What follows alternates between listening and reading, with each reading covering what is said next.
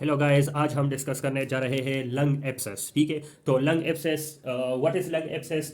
It is a localised collection of pus and necrotic tissue within lung parenchyma caused by microbial infection. ठीक है, तो microbial infection क्या करता है? Microbial infection जब lung parenchyma को डैमेज करता है तो उसकी वजह से पस बन जाता है और नेक्रोटिक टिश्यूज बन जाता है विद इन लंग पेरेन्काइमा। तो उसको उस पस और necrotic tissue, localise collection of पस और नेक्रोटिक टिश्यू को हम लंग एब्सेस बोलते हैं। ठीक है, तो जब माइक्रोबियल इन्फेक्शन की वजह से लंग पेरेन्काइमा डैमेज हो जाए तो उसकी वजह से पस और नेक्रोटिक टिश्यूज की कलेक्शन को लंग एब्सेस बोलते हैं। ठीक है, तो लंग एब्सेस प्राइमरी भी हो सकता है और सेकेंडरी भी हो सकता है। तो लंग एब्सेस प्राइमरी भी हो सकता है और सेकेंडरी भी हो सकता है। तो primary lung abscess most common है and it contributes 80% of the lung abscess. तो जो 80% लंग एब्सेस होता है वो होता है प्राइमरी। और उसका काज क्या है? प्राइमरी लंग एब्सेस किस वजह से होता है? It is due to aspiration. तो जब कोई चीज एस्पायरेशन, जब किसी चीज की एस्पायरेशन हो जाए और उसकी वजह से जो लंग एब्सेस आता है उसको प्राइमरी लंग एब्सेस बोलेंगे। ठीक है, और एस्पायरेशन मोस्ट कॉमन किन लोगों में होता है? जो लोग स्ट्रोक अफेक्टेड पेशेंट हो और जो कोमाटोस पेशेंट हो। तो स्ट्रोक और कोमाटोस पेशेंट में क्या होता है कि उनका जो गेग रिफ्लेक्स होता है वो वीक गेग रिफ्लेक्स होता है। तो उसकी वजह से जो ओरोफेरेंजियल, जो ओरल कैविटी और फेरेंजियल कैविटी में जो बैक्टीरियाज होते हैं वो उसकी एस्पायरेशन हो जाती है लंग्स में। तो उसकी वजह से फिर लंग में इंफेक्शन हो जाता है, लंग एब्सेस हो जाता है। ठीक है, कौन से बैक्टीरिया मोस्ट कॉमन है एस्पायरेशन के थ्रू लंग एब्सेस की कंट्रीब्यूशन में? वो है anaerobic bacteria. So anaerobic bacteria will cause lung abscess like bacteroides, peptostreptococcus and fusobacterium. ये एनेरोबिक बैक्टीरिया है, एनेरोबिक बैक्टीरिया जिसकी एस्पायरेशन हो जाती है। ठीक है, और वो प्राइमरी लंग एब्सेस कॉज करते हैं। फिर जो 20% ऑफ द लंग एब्सेस होती है वो सेकेंडरी लंग एब्सेस होती है। ठीक है, और सेकेंडरी लंग एब्सेस किस वजह से होगी? Lung neoplasm.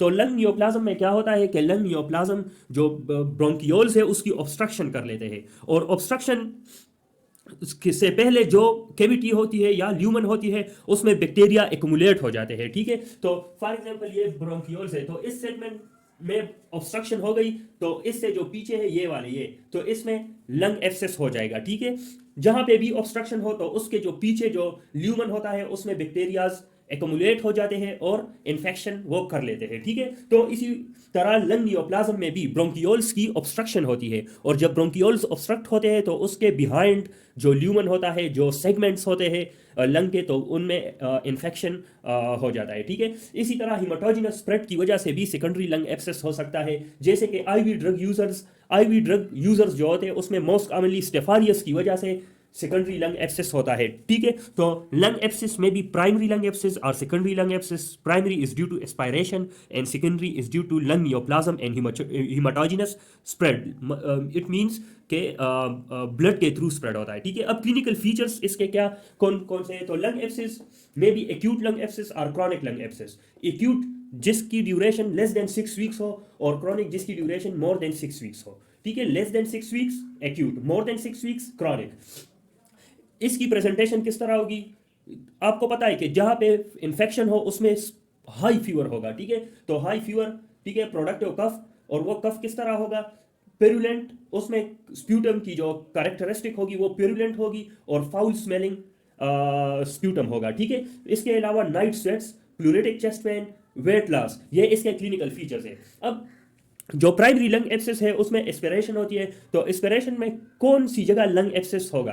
तो aspiration most commonly right lung में होगा, मोस्ट कॉमन राइट लंग में होगा। इसी वजह से जो प्राइमरी लंग एब्सेस होगा वो यूनिलेटरल होगा और जो सेकेंडरी लंग एब्सेस होगा वो मल्टीफोकल एंड बाईलेटरल होगा। ठीक है, तो ये है यूनिलेटरल और ये वाला बाईलेटरल। ठीक है, दोनों साइड पे दोनों लंग को इफेक्ट करेगा सेकेंडरी लंग एब्सेस, और ये जो प्राइमरी लंग एब्सेस है वो यूनिलेटरल होगा। तो इसी वजह से एस्पिरेशन मोस्ट कॉमन कौन से लंग में होगा? राइट लंग में। ठीक है, और राइट लंग में कौन से लोब में होगा? तो वो पोजीशन पे डिपेंड करता है। अगर प्रोन पोजीशन में हो पेशेंट तो द एस्पिरेशन विल बी और abscess will be common in right middle lobe, ठीक है, वो राइट मिडल लोब में जाएगा। अगर रिकम्बेंट पोजीशन में होगा तो या तो posterior segment of upper lobe में होगा या superior segment of lower lobe में होगा, तो इट डिपेंड्स ऑन पोजीशन। फिर आते हैं लंग एब्सेस की डायग्नोसिस। वो उसमें जो इनिशियल स्टेप ऑफ इन्वेस्टिगेशन होगा, हम इमेजिंग करेंगे, चेस्ट एक्सरे करेंगे। तो चेस्ट एक्सरे पे हमें एयर फ्लूइड लेवल नजर आएगा, एयर फ्लूइड लेवल, ठीक है, एयर होगा और फ्लूइड होगा, तो air fluid level can be seen on chest x ray of lung abscess. फिर जो गोल्ड स्टैंडर्ड इन्वेस्टिगेशन है, वो है इमेजिंग है, वो सीटी स्कैन है। तो सीटी स्कैन के थ्रू हम कंफर्म कर सकते हैं कि ये लंग एब्सेस है या नहीं है।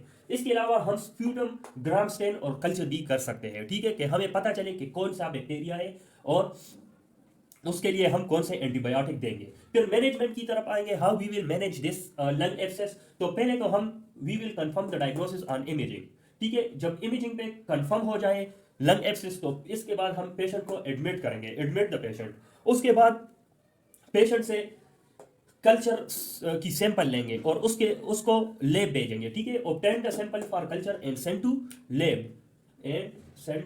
ठीक है। उसके बाद हम क्या करेंगे, we will start empirical antibiotic therapy. Empiric antibiotic therapy हम स्टार्ट करेंगे, ठीक है। अब empiric antibiotic therapy two scenarios है, ठीक है।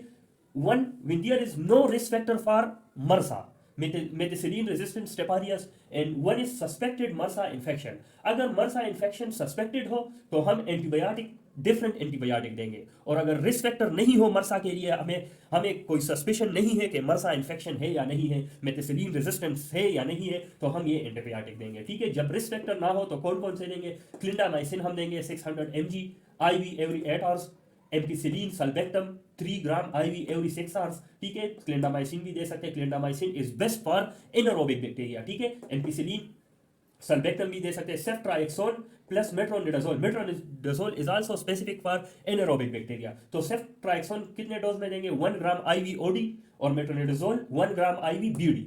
मॉक्सीफ्लोक्सासिन भी दे सकते हैं in the dose of 400 mg IV OD, ठीक है। अगर मर्सा इन्फेक्शन सस्पेक्टेड हो तो हम ये ये एंटीबायोटिक देंगे, लैंसोलेट हम 60 mg IV BD के डोज में देंगे, और वेंकोमाइसिन IV देंगे 15 to 20 mg पर kg एवरी 8 to 12 आवर्स, ठीक है। तो ये एम्पेरिक एंटीबायोटिक थेरेपी के ऑप्शंस थे। अभी हम आते हैं कि अगर most cases of lung abscess empiric antibiotic therapy से ट्रीट हो जाते हैं, लेकिन कुछ ऐसे हैं जो ट्रीट नहीं होते और वो रेजिस्टेंट पेश करते हैं इन एंटीबायोटिक को। तो हम उस केस में क्या करेंगे, then we will shift to interventional therapy, ठीक है। इंटरवेंशनल जो ऑप्शंस है हमारे साथ, वो हम यूज करेंगे, ठीक है। तो ये तो मेडिकल थेरेपी हो गए, antibiotic therapy, empiric antibiotic therapy. Most cases of lung abscess treated और get resolve with this antibiotic option, ठीक है। लेकिन अगर ट्रीट नहीं हुए तो हम क्या करेंगे, we will shift into interventional therapy. अब हम वो डिस्कस करते हैं, इंटरवेंशनल थेरेपी, ठीक है। अच्छा गाइस, तो अगर मेडिकल ट्रीटमेंट इंटरवेंशनल थेरेपी हम कब करेंगे, जब एब्सेस, लार्ज एब्सेस हो, ठीक है, more than 6 to 8 centimetre size का एब्सेस हो, तो हम उस कंडीशन में इंटरवेंशनल थेरेपी को स्टार्ट करेंगे, ठीक है। अगर सिग्निफिकेंट हीमोप्टिसिस हो तो हम इंटरवेंशनल थेरेपी की तरफ जाएंगे। और अगर inadequate response to antibiotic therapy, जो हमने इधर पे डिस्कस किया एंटीबायोटिक थेरेपी, अगर उसको रिस्पांस ना करे तो we will start interventional therapy. और उसमें फर्स्ट लाइन जो है वो ड्रेनेज है, ब्रोंकोस्कोपिक ड्रेनेज और इमेज गाइडेड परक्यूटेनियस ड्रेनेज हम as a first line interventional therapy for lung abscess करेंगे। और लास्ट लाइन क्या करेंगे, we will surgically resect the lung abscess, और उसमें हम लोबेक्टोमी करेंगे या न्यूमेक्टोमी, ठीक है, न्यूमेक्टोमी। तो ये थी मैनेजमेंट ऑफ लंग एब्सेस, ठीक है। तो it's all about lung abscess. हमने डिफिनीशन डिस्कस किया, प्राइमरी और secondary lung abscess, then we discuss the diagnosis of lung abscess and then management of lung abscess. Thank you.